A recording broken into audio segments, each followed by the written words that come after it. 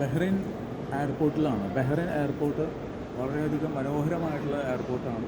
ഇത് പുതിയ എയർപോർട്ടാണ്. കുറച്ച് നാൾക്ക് മുമ്പ്, വർഷങ്ങൾക്ക് മുമ്പ് ഞങ്ങൾ വന്ന സമയത്ത് ഒരു പഴയ എയർപോർട്ടായിരുന്നുണ്ട്.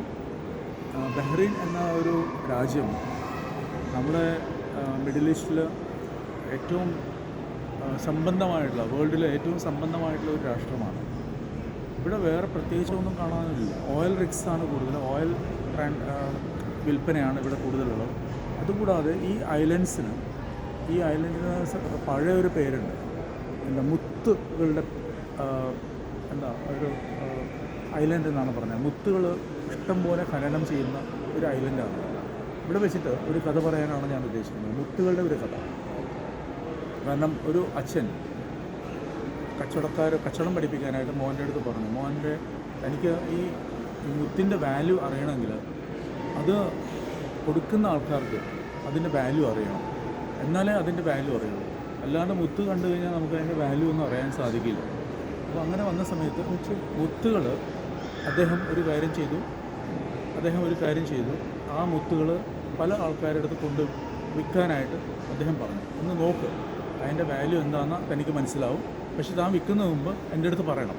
എന്നിട്ട് ആര് എന്ത് ചോദിച്ചാലും അതിന് 2 വിരൽ ചൂണ്ടിക്കാണിച്ചിട്ട് 2 വിരൽ ഉയർത്തിയിട്ട് കാണിക്കണം.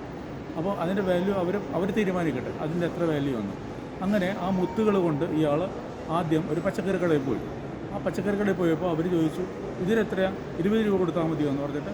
അപ്പോൾ അയാൾ 2 രൂപ കാണിച്ചു. 2 രൂപ എന്ന് പറഞ്ഞാൽ അവർ വിചാരിച്ച് 20 രൂപയാണ്. അപ്പോൾ ആ വാല്യൂ അവർ കണ്ടത് ആകെ 20 രൂപയാണ്. അതിനുശേഷം അച്ഛനോട് പോയി പറഞ്ഞു, ഇതിന് 20 രൂപയാണ് അതിന് വില കാണുന്നത്. അപ്പോൾ അടുത്തൊരു മ്യൂസിയത്തിൽ കൊണ്ടുപോയിട്ട് ഈ മുത്തുകൾ കാണിക്കാനായിട്ട് അച്ഛൻ പറഞ്ഞു. അപ്പോൾ മ്യൂസിയത്തിൽ കൊണ്ട് കാണിച്ചു. അപ്പോൾ മ്യൂസിയക്കാർ പറഞ്ഞു, വീണ്ടും എന്താ വില എന്ന് ചോദിച്ചപ്പോൾ അത് വീണ്ടും 2 കാണിച്ചപ്പോൾ അവർ 2000 രൂപയാണോ എന്ന് ചോദിച്ചു. അപ്പോൾ അച്ഛനോട് പോയി പറഞ്ഞു, അവർ 2000 രൂപയാണ് ഇതിന് വില കാണുന്നത്. ഒടുവിൽ അദ്ദേഹം ഒരു വജ്ര വ്യാപാരി എടുത്ത് മുത്ത് വിൽക്കുന്ന കടയിലേക്ക് കൊണ്ടുപോകാനായിട്ട് പറഞ്ഞു വ്യാപാരിയോട്.